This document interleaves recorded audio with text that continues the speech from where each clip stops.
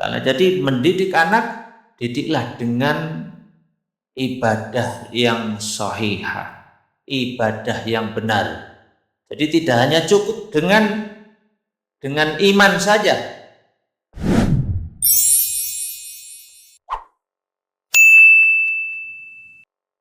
Assalamualaikum warahmatullahi wabarakatuh. Alhamdulillahi rabbil alamin. Hamdan katsiran tayyiban mubarakan fi. Asyhadu an la ilaha illallah wa asyhadu anna Muhammadan abduhu wa rasuluh. Allahumma salli ala Muhammad wa ala alihi wa sahbihi ajmain, amma ba'du. Ya ayyuhalladzina amanu taqullaha haqqa tuqatih wa la tamutunna illa wa antum muslimun. Ya ayyuhan nasu ubudu rabbakumul ladzi khalaqakum min nafsin wahidah wa khalaqa minha zawjaha wa bassa minhuma rijalan katsiran wa nisaa wattaqullaha alladzi tasaaluna bihi wal arham innallaha kana 'alaikum raqiba. Fa inna asdaqal hadithi kitabullah wa khairul hadyi hadyu Muhammad sallallahu alaihi wasallam wa syarrul umuri muhdatsatuha wa kullu muhdatsatin bid'ah wa kullu bid'atin dhalalah wa kullu dhalalatin finnar. Ma'asyiral muslimin jamaah yang dirahmati Allah Subhanahu wa taala, alhamdulillah rabbil alamin. Kita awali bersyukur kepada Allah Subhanahu wa taala. Pada malam ini kita ditakdirkan oleh Allah dalam kondisi beriman, bertakwa, meningkatkan ketakwaan kita kepada Allah, yakni dengan melaksanakan perintahnya, yakni dengan sholat 5 waktu. Sholawat serta salam tetap tercurah limpahkan kepada Nabi Muhammad sallallahu alaihi wasallam dengan menghidupkan sunnahnya, maka akan dicintai oleh Rasulullah. Dan tatkala dicintai oleh Rasulullah sallallahu alaihi wasallam, maka dia akan berkumpul bersama orang yang dicintainya. Bapak Ibu yang dirahmati Allah Subhanahu wa taala, kemarin siang di Panarukan, dan insyaallah Bapak Ibu sudah tahu semua berita terjadi kebakaran di mana sang anak sangat berani kepada ayahnya. Jadi anak berani kepada ayah. Lantas pada malam ini, apa saja peran ayah kepada anak supaya anak itu tidak durhaka, supaya anak itu berbakti kepada kedua orang tua, supaya anak beriman dan bertakwa kepada Allah Subhanahu wa taala. Ada 5 ayat di dalam Al-Qur'anul Karim peran seorang ayah terhadap putra-putrinya. Yang pertama di dalam surah Luqman ayat yang ke-13. A'udzu billahi minasyaitonir rajim. Wa id qala Luqmanu li ibnihi wa huwa ya'iduhu ya bunayya la tusyrik billah innasyirka la zulmun adzim. Wa id qala Luqman, tatkala Luqman menasihati putra-putrinya, ya bunayya, wahai anakku, la tusyrik billah, janganlah engkau melakukan kesyirikan. Artinya anak itu dididik untuk beriman kepada Allah Subhanahu wa taala. Innasyirka la zulmun azim, sesungguhnya syirik itu adalah dosa yang besar. Surah Luqman ayat yang ke-13. Jadi Luqman, kita tahu Luqman, bahkan Allah mengabadikan nama Luqman, nama hamba yang soleh ini sampai dijadikan nama surah. Surat Luqman. Jadi Luqman adalah orang yang alim, Luqman adalah orang yang soleh. Maka tatkala dia memiliki keturunan, maka didikan yang pertama kali dalam surah Luqman itu, ya bunayya la tusyrik billah, jangan engkau melakukan kesyirikan.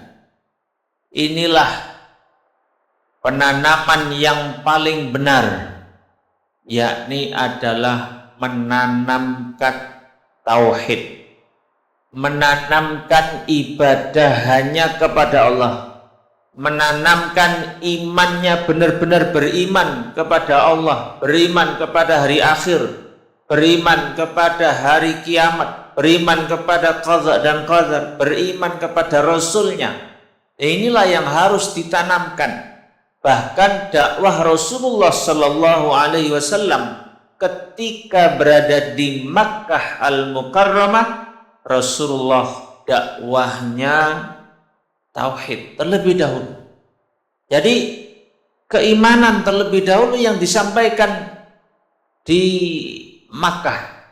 Ayat-ayat yang turun kepada Rasulullah yakni adalah ayat terkait dengan iman. Perintah sholat belum, walaupun perintah sholat itu 9 tahun dari kenabian setelah meninggalnya Khadijah radhiyallahu anha dan pamannya. Setelah Isra dan Mi'raj barulah ada perintah sholat. Perintah puasa juga begitu. Perintah haji ketika Rasulullah berada di Madinah. Ketika di Mekah belum ada perintah haji. Walaupun ibadah haji sudah diperintahkan sejak Nabi Ibrahim alaihissalam. Jadi ketika Nabi Ibrahim mendirikan Ka'bah, Nabi Ibrahim menyeru. Sejak itulah kaum muslim atau orang penduduk dunia ya'tuna birijalin min kulli fajjin namid. Bahkan ada yang rela berjalan kaki menuju Makkah Al-Mukarramah. Jadi hampir 10 tahun Rasulullah Sallallahu Alaihi Wasallam menerima ayat-ayat tentang keimanan. Al-Qari'ah tentang hari kiamat.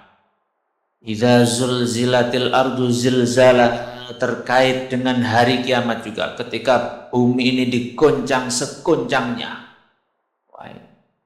Jadi ayat-ayat itu yang turun.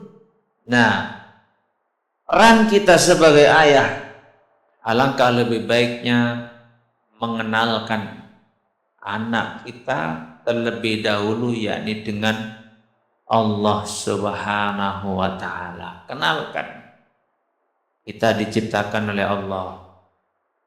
Kamu yang menciptakan Allah, walaupun lahir dari perut ibumu. Yang memberi makan, yang memberi rizki Allah. Alam semesta ini milik Allah. Jadi kenalkan anak ini supaya kenal dengan Allah Subhanahu wa taala. Jangan sampai anak tidak dikenalkan dengan Allah. Na'udzubillah min dzalik. Bahkan tanda-tanda akhir zaman nanti ya seperti itu. Yang benar malah dituduh salah, yang sesuai dengan Al-Quran dan hadis Rasulullah dituduh salah, sementara yang tidak sesuai dengan Al-Quran dan hadis-hadis Rasulullah dianggap benar. Jadi inilah yang akan terjadi di akhir zaman. Manusia semakin terbalik. Yang benar malah salah, yang salah malah dibenarkan. Naudzubillah min dzalik. Jadi Luqman Al-Hakim dia didik putranya, ya bunayya la tusyrik billah, jangan kau syirik. Berimanlah engkau kepada Allah, beribadahlah hanya engkau kepada Allah. Inilah pondasi yang pertama yang kali. Nah, iman kalau sudah kuat, maka ke atasnya tiangnya adalah sholat. Pondasinya adalah iman, tiangnya adalah sholat, dan ibadah-ibadah yang lain itu yang menutupinya, sehingga menghiasi sebuah rumah yang begitu indah. Kalau sholatnya tidak ada, imannya saja kuat, tetapi sholat ibadahnya nggak ada, ya tentu tidak akan indah. Tidak ada penyangga, tidak ada jaga. As-salatu imaduddin, sholat itu adalah tiang agama. Walaupun ada harapan dari Rasulullah Sallallahu Alaihi Wasallam, siapa yang memiliki hatinya itu iman zarrah, sebiji zarrah, satu titik buah keimanan, satu titik ya, dia pasti akan masuk ke surga. Ya cuma berapa lamanya, wallahu a'lam bishawab ini. Bapak Ibu yang rahmat Allah Subhanahu wa taala. Jadi kenalkan terlebih dahulu tauhid, kenalkan Allah, kenalkan. Jadi dikenalkan. Kenalkan terlebih dahulu, jangan dikenalkan kepada dunia terlebih dahulu. Kenalkan. Nah, apalagi anak-anak sekarang nangis kasih HP langsung diam. Ya bagaimana caranya kita mengenalkan Allah? Ya cari konten-konten yang terbaik. Mana HP yang mestinya bisa diakses anak, tentu yang lebih baik. Walaupun kondisi zaman yang semakin canggih, jangan hanya dibiarkan anak kita, cucu kita, ini handphone, tetapi kita nggak pernah kontrol. Ya bagaimana caranya? Ya di situ sudah ada film-film kartun yang bagaimana caranya Allah menciptakan alam semesta ini, bagaimana Nabi Ibrahim, ada kisahnya Nabi Ibrahim mencari Tuhan. Oh ini bukan Tuhanku, aku nggak senang kepada yang tenggelam, aku nggak senang kepada yang hilang. Nggak mungkin Tuhan kok hilang. Matahari tahu-tahu tenggelam, bulan pun juga begitu. Jadi perlu dikenalkan kisah-kisah seperti itu sehingga anak kita beriman kepada Allah. Perlu ditampilkan bagaimana kekejaman Fir'aun sampai dia mengakui sebagai ana rabbukumul a'la. Jadi itu yang perlu ditanamkan terlebih dahulu. Rasulullah pun juga begitu, hampir 10 tahun dakwahnya Rasulullah atau ayat-ayat yang turun kepada Rasulullah pertama kali, yakni adalah terkait dengan ayat keimanan. Kalau iman sudah berada di dalam hati, tentu tinggal amaluhu bil arkan. Al-imanu at-tasdiqu bil qalbi. Hati yang membenarkan. Wa taqriruhu bil lisan, berikrarnya dengan lisan, yakni dengan mengucapkan 2 kalimat syahadat. Wa amaluhu bil arkan, barulah anggota tubuh itu mengamalkan ya ibadah-ibadah perintah dan menjauhi larangan-larangan. Nah itulah yang disebut dengan orang yang beriman. Kalau sudah iman berada di dalam hati, mudah akan ditunjukkan kepada jalan kebenaran, mudah melaksanakan perintah Allah, mudah menjauhi larangan-larangan Allah kalau sudah memiliki keyakinan. Tapi kalau masih belum yakin, kalau masih belum beriman, oh nanti hari kiamat, ya, hari kiamat ya nanti, sekarang dunia. Wah ini yang kadang seperti itu.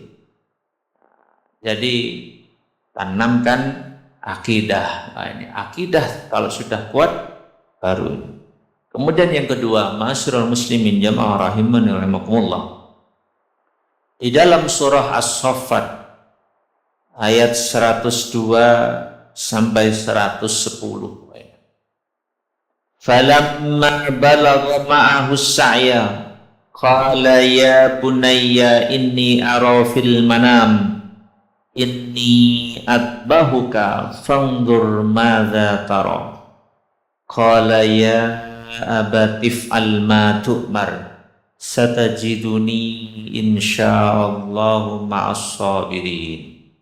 Ini terkait dengan kisahnya Nabi Ibrahim alaihissalam. Tatkala Nabi Ibrahim mengidam-idamkan seorang anak, mengidam-idamkan keturunan. Di saat punya keturunan, ini atbahuka, aku melihat fil manam, di dalam mimpiku, atbahuka, aku menyembelihmu. Fandur madza taro, apa pendapatmu wahai anakku? If'al ma tu'mar satajidun insyaallah ma'as sabirin. Laksanakan. Baik. Jadi kalau sudah iman tertanam, maka di saat ada perintah Allah, ya tentu tinggal menjalankan. Ada larangan Allah, baik. Jadi dalam surah As-Saffat ini berarti tidak hanya cukup dengan keimanan, tetapi harus dibarengi dengan amaliyah. Ismail tentu tidak akan langsung ngomong seperti itu tanpa ada didikan yang kuat. Jadi didikan yang kuat, didikan yang benar. Jadi mendidik anak, kalau didikannya benar, insya Allah. Apa yang terjadi kemarin, ya memang dekat dengan rumah saya itu. Informasi, ya beliau sangat berani kepada ayahnya. Sama ibunya pun juga begitu. Bahkan sampai ayahnya saja sudah mau dicelurit itu. Sudah sampai rumahnya dibakar. Wah, na'udzubillah min dzalik. Jadi padahal kalau melihat dari kisahnya, semua sudah dituruti. Disekolahkan ya sudah, kasih nafkah ya sudah. Hanya gara-gara salah pergaulan, salah jalan, atau bisa jadi anak ini punya pada ayahnya, bisa jadi. Entah itu di saat kecil mendidiknya salah, atau ya pokoknya ada kesalahan. Tapi sama ibunya nggak berani. Sama ayahnya berani. Naudzubillah. Sampai-sampai dia harus membakar rumahnya. Bapak Ibu yang rahmat Allah Subhanahu wa taala. Jadi mendidik anak, didiklah dengan ibadah yang sahihah, ibadah yang benar. Jadi tidak hanya cukup dengan iman saja. Bahkan Rasulullah sallallahu alaihi wasallam muru auladakum bis-shalah. Perintahlah anakmu di saat usia 7 tahun untuk sholat, sudah mulai dilatih. Bahkan Rasulullah ketika berkumpul dengan anak kecil, ya gulam, wahai anak kecil, idza akalta, kalau kamu makan, samillah, bacalah nama Allah, wa kul biyaminik, makanlah dengan tangan kanan. Wah ini. Jadi anak kecil ini sudah mulai didik, wahai anak kecil, kalau kamu makan, bacalah nama Allah. Bismillah, makan dengan tangan kanan dan makan dari yang terdekat terlebih dahulu. Nah, karena anak ini, karena lauknya yang di sana yang enak, tangannya ke sana. Jadi ternyata Rasulullah sudah mulai mendidik anak-anak ini, sudah mulai dididik dengan benar. Bagaimana Hamzah dan Hasan dan Husain sudah mulai diajak ke masjid. Walaupun dia masih kecil, walaupun dia sempat bermain kuda-kudaan, sampai-sampai Rasulullah itu sujudnya lama. Sahabat bertanya apa yang dibaca atau apa yang terjadi ketika sujud sampai lama. Gak ada. Ya hanya Hasan dan Husain ini sedang naik kuda-kudaan. Berarti ini menunjukkan walaupun masih balita, Hasan dan Husain belum dewasa, tetapi sudah mulai dikenalkan masjid, sudah mulai dikenalkan sholat, sudah dimulai dikenalkan, oh ini perintah Allah, oh ini larangan Allah. Jadi sudah mulai dikenalkan. Tidak hanya cukup dengan modal iman saja. Iman tetapi nggak ada amalnya, ya percuma. Orang yang akan mendapatkan surga itu kan yang beramal, beriman dan beramal. Di dalam surah Al-Baqarah, wa basyiril ladzina amanu wa amilus shalihat anna lahum jannatin tajri min tahtiha. Berikan kabar gembira kepada orang yang beriman dan beramal soleh. Beriman, beramal soleh.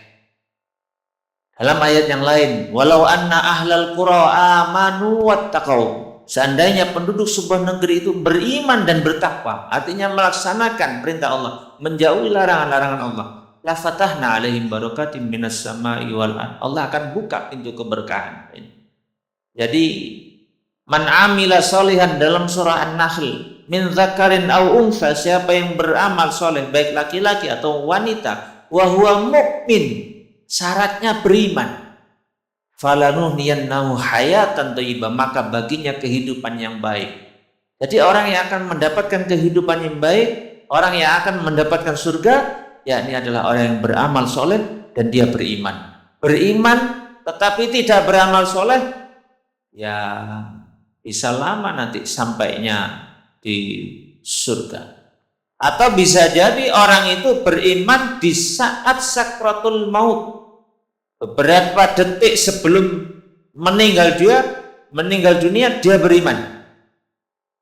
Contoh Usyairim bin al-Ashhal. Sahabat ini awalnya kafir. Dia bersyahadat. Kemudian 1-2 jam sebelum sholat zuhur dia meninggal dunia. Dia ikut jihad bersama Rasulullah. Sampai-sampai sahabat ramai bagaimana nasibnya Usyairim. Usyairim belum sholat 1 kali pun belum. Dia baru bersyahadat. 1 jam 2 jam tahu-tahu meninggal dunia, mati. Sampai berita ini kepada Rasulullah. Rasulullah menjelaskan Usyairim ada di surga. Sampai-sampai Abu Hurairah, beliau berkata, jidatnya Usyairim tidak pernah digunakan untuk bersujud. Tidak pernah 1 kali sholat pun, nggak pernah. Sujud aja nggak pernah dahinya. Tetapi dia berada di dalam surga. Wah, ini Masya Allah. Jadi ada yang beriman tetapi dia masuk surga. Awalnya kafir. Bisa jadi. Bapak Ibu yang rahmat Allah Subhanahu wa taala. Kemudian yang ketiga, peran ayah terhadap anak. Tertulis di dalam surah Hud ayat 42 sampai 43. Allah Subhanahu wa taala berfirman, "Wa hiya tajri bihim fi maujin kal jibal." Tatkala bahteranya Nabi Nuh itu berlayar di atas gunung-gunung, wa nada Nuhu ibnahu, maka Nabi Nuh itu memanggil ibnahu, anaknya yang bernama Kan'an. Wahai anakku, kau naik. Wah, cukup aku bisa naik ke gunung dan tidak akan tenggelam. Tidak ada yang selamat pada hari ini kecuali yang berada di dalam perahu. Tidak, aku tetap ingin. Nah ini. Apa maksud dari surah Hud ayat 42-43 ini? Ketika kita punya anak, baik laki-laki ataupun wanita, tatkala kita berada di dalam kubangan lembah hitam, mau tidak mau seorang ayah harus menyelamatkan. Nabi Ibrahim sudah memberi contoh. Anaknya kafir. Wahai anak, kau naik. Tidak.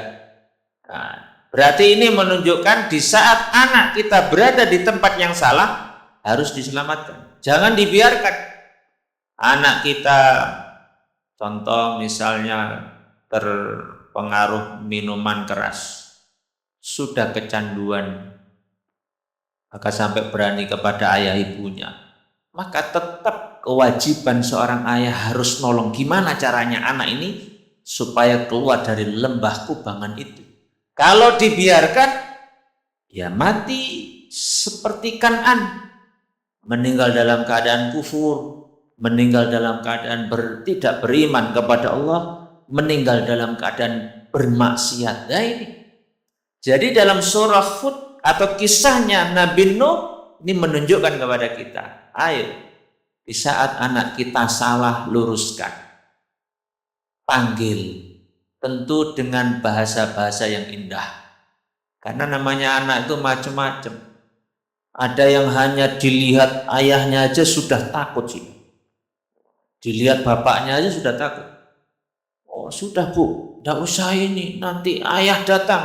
Nah, jadi ayahnya belum datang sudah takut duluan. Oh, ada. Tapi ada yang memang harus dipukul atau dijewer. Nah, berarti ini dalam rangka untuk mengangkat anak ini. Di saat anak kita terjerumus dalam kubangan hitam, segera selamatkan sebelum tenggelam. Nah kalau sudah asik tenggelam susah. Cara membenahinya pun juga susah. Apa yang terjadi kemarin itu ternyata tetangga itu ngomong. Memang sejak kecil ya seperti itu. Dimanja, dituruti. Akhirnya dia berani salah didikan. Ketika berkumpul di tempat yang salah, sudah nggak bisa diselamatkan. Jadi di saat sudah mulai ada virus sedikit, langsung sebagai orang tua tanggap, kok anak ini kok sudah mulai mau belok kiri, segera selamatkan. Selama masih bisa diajak ngomong. Memang anak memang bermacam-macam itu. Ada yang memang harus dikasih, ada yang harus disentuh hati. Baik. Jadi ya kita sentuh. Ada permasalahan apa sehingga dia tidak berada di dalam itu terus. Bapak Ibu yang rahmat Allah Subhanahu wa taala, di saat saya safar, saya pernah bertemu dengan 2 anak. Insyaallah kalau dilihat dari usianya itu masih baru kelas 3 dan kelas 5 SD. Dia naik pickup, dia turun di perempatan. Kebetulan saya hampiri, dia turun dari pickup, saya hampiri. Kamu mau kemana? Oh saya mau ke sini aja. Kamu dari mana? Oh saya dari Jombang. Yang satunya dari sini. Loh kamu kok bisa nyampe saya sini? Ini kalau orang tuanya nggak mencari, ya tulus nanti anak ini akan hilang, tetap berada di dalam kubangan seperti itu. Jadi di saat anak kita berada di lembah hitam, ambil pelan-pelan, diajak pelan-pelan. Tentu membutuhkan proses, tidak semudah membalik tangan. Kemarin banyak maksiat langsung balik, hari ini langsung beriman dan bertakwa, beramal soleh. Ya butuh pelan-pelan, butuh penyadaran, butuh disadarkan. Jadi diajak komunikasi atau disekolahkan di tempat yang terbaik, diasingkan, tetapi pengasingannya bukan dalam rangka supaya tambah lebih buruk. Bapak Ibu yang rahmat Allah Subhanahu wa taala, jadi dalam surah Hud ayat 42, 43, di saat kita memiliki putra ataupun putri yang melakukan kesalahan, segera selamatkan. Apalagi di zaman sekarang, kadang orang tua enjoy saja anak kita keluar sampai jam 10, sampai jam 11, sampai jam 12 baru pulang. Sang ayah ibu capek di siang hari bekerja, enak-enak tidur istirahat, anaknya kelayapan kemana, kadang nggak diurus. Ya kalau berada di tempat yang benar, ya nggak masalah. Takutnya berada di tempat yang salah, sehingga susah nanti pengobatannya itu lebih susah. Jadi di saat sudah ada virus, langsung pelan-pelan. Kalau sudah penyakit itu sudah merembet atau dalam bahasa kedokteran itu stadium 4, wah itu sudah, kalau dioperasi ya berhasil, ya hidup. Kalau operasi nggak berhasil ya meninggal. Baik. Karena sudah stadium 4. Jadi penyakit kalau sudah parah ya nggak bisa, susah ya. Butuh lama ini. Bapak Ibu yang rahmatullah subhanahu, itu yang ketiga. Yang keempat, Allah Subhanahu wa taala berfirman dalam surah Yusuf ayat 86. Allah berfirman, qala innama ashku bathi wa husniya ilallah wa a'lamu minallahi ma la ta'lamun. Ayat ini menunjukkan Nabi Yakub alaihissalam itu mengadu kepada Allah Subhanahu wa taala. Di saat punya anak kok susah diatur, ngadunya itu kepada Allah. Jangan ngadu kepada orang lain, karena kalau mengadu kepada orang lain malah jadi kebuka aib di dalam rumah tangga. Padahal aib itu harus ditutup. Hunna libasul lakum wa antum libasul lahunna. Suami menutupi kekurangan istri, istri pun juga menutupi kekurangan suami. Kekurangan anak jangan dibuka di luar. Nah, itu jadi senjata untuk merusak. Oh itu loh anaknya susah diatur. Oh, ini yang ngomong bapaknya. Wah, akhirnya menyebar kemana-mana berita itu. Jadi kalau memang kita mau mengadu, mengadulah kepada Allah Subhanahu wa taala. Nabi Yakub mengadu kepada Allah. Nabi Yakub punya anak 12. Yang 2 Bunyamin, yang satunya Bunyamin sama yang jadi raja itu di Mesir itu. Saya lupa ya. Yusuf, Nabi Yusuf.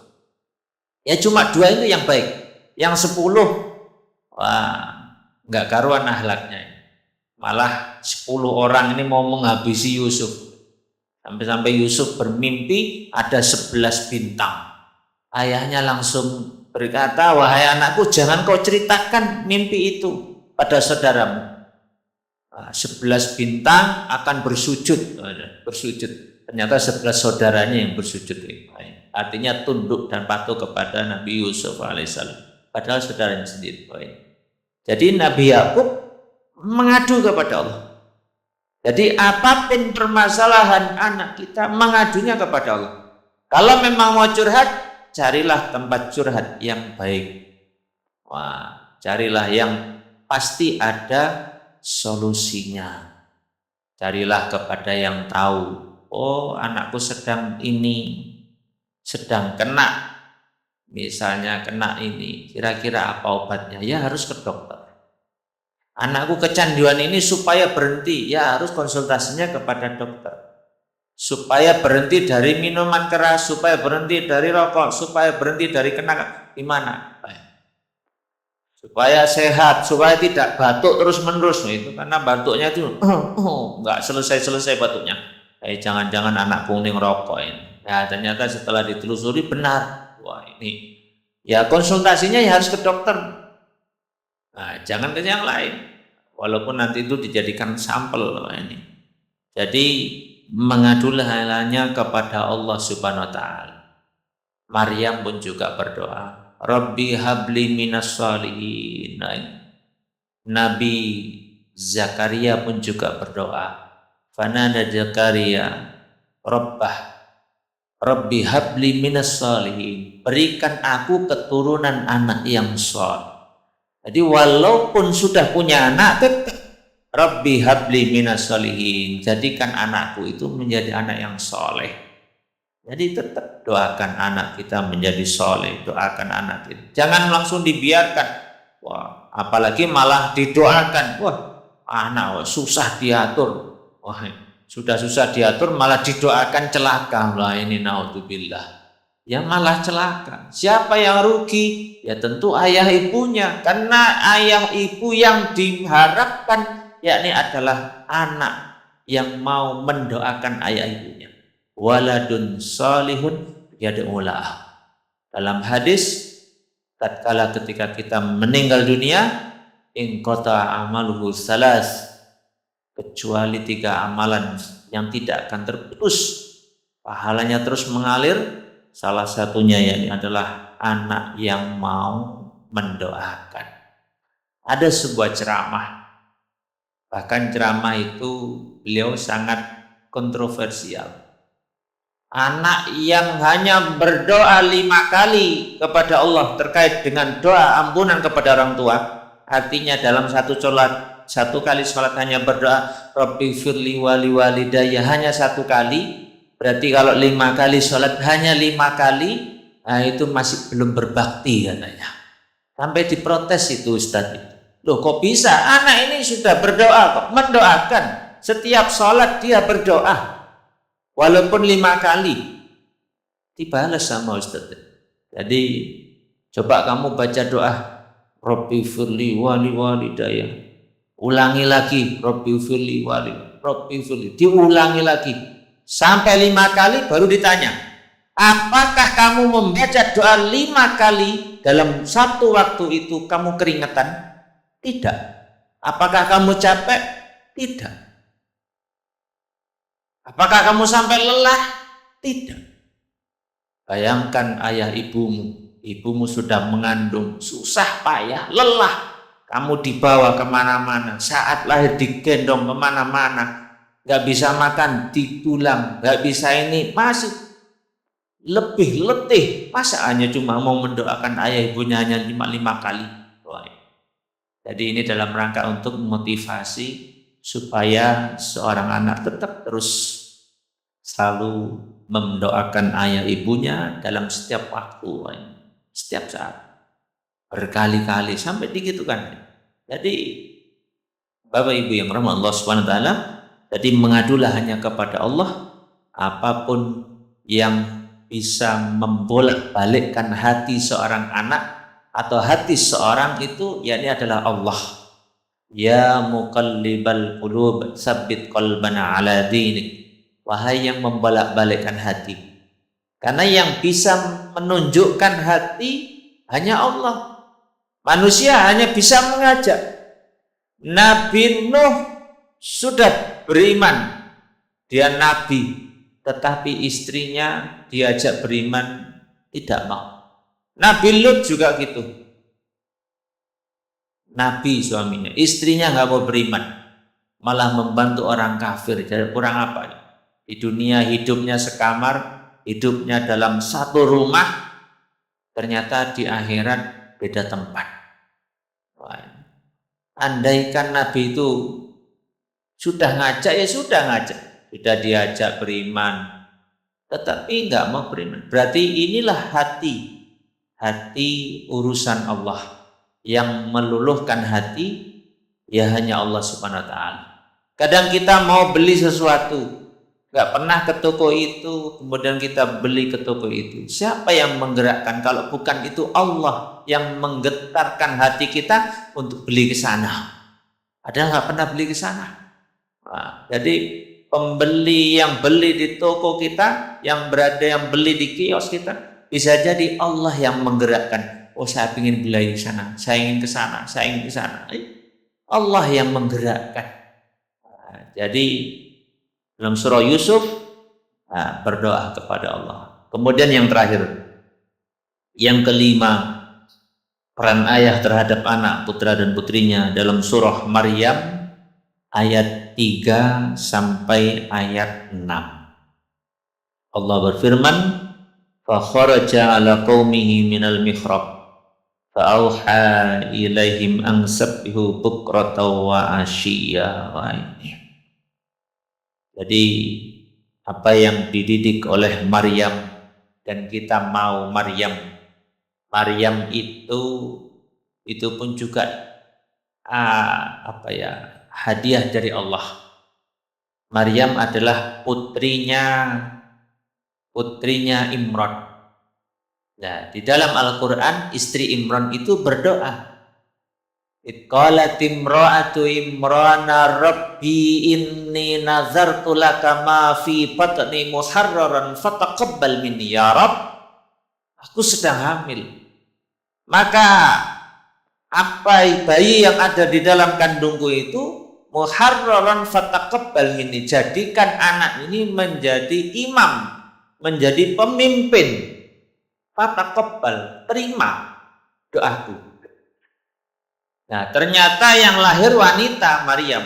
Falamma wada'atha inni wada'tuha unsa walaysa dzakaru kal unsa wa inni sammaituha Maryam. Yang lahir wanita, wanita nggak bisa jadi pemimpin. Nah, saat itu artinya nggak bisa memimpin sholat. Kalau wanita jadi pemimpin, ya nggak bisa memimpin sholat kecuali memimpin sholat ibu-ibu. Tapi kalau seorang laki-laki jadi pemimpin, memimpin sholat pun juga bukan bisa. Jadi ternyata Maryam, nah ini pun juga dididik oleh Zakaria. Maryam sampai gitu. Jadi doanya kepada Allah, pendidikannya kepada Allah, dan meyakini di saat Nabi Zakaria itu masuk ke dalam mihrabnya Maryam, wajada indaha rizqa, ada rizki. Dari mana ini? Qalat, maka Maryam berkata, itu rizki dari Allah. Innallaha yarzuqu mayyasha'u bighairi hisab. Sesungguhnya Allah memberikan rizki tanpa yang disangka-sangka, tanpa perhitungan. Jadi dalam surah Maryam, ketika anak itu dididik dengan benar ibadahnya, benar tata caranya, Allah akan berikan keberkahan, Allah akan berikan rizki. La taqtulu auladakum khasyata imlaq. Janganlah kau bunuh anakmu hanya gara-gara engkau takut miskin. Takut berarti masih belum miskin sudah takut duluan. Khasyata imlaq. Nahnu narzuquhum wa iyyakum. Kalau takut, orang tua itu takut, maka yang akan diberi rizki oleh Allah, nahnu narzuquhum, kami akan memberikan mereka rezeki. Anaknya yang didahulukan, wa narzuqukum, dan kami akan beri rezeki ayah ibunya. Bagaimana kalau miskin sungguhan? La taqtulu auladakum min imlaqin. Janganlah kau bunuh anak-anakmu hanya gara-gara engkau hidup miskin. Nahnu narzuqukum wa iyyahum. Kami yang akan memberikan rizki kepadamu. Artinya ayah ibunya dulu yang diberikan rizki, barulah putra putrinya. Jadi dengan memiliki keimanan, ketakwaan, yaj'allahu makhraja wa yarzuqhu min haitsu la yahtasib. Wa may yattaqillah, siapa yang bertakwa kepada Allah, Allah pasti akan berikan jalan keluar, dan Allah akan pasti memberikan rizki dari tanpa yang disangka-sangka. Nah, inilah Bapak Ibu yang dirahmati Allah Subhanahu wa taala, 5 peran ayah di dalam Al-Qur'anul Karim. Semoga kita bisa mendidik anak-anak kita, mendidik cucu-cucu kita berada di dalam garis yang benar, berada di jalan Shiratal Mustaqim, sehingga bisa meraih surganya Allah Subhanahu wa taala, dijauhkan dari siksa api neraka, mendapatkan ampunan dari Allah Subhanahu wa taala. Subhanakallahumma bihamdika asyhadu an la ilaha illa anta astaghfiruka wa atubu ilaik. Assalamualaikum.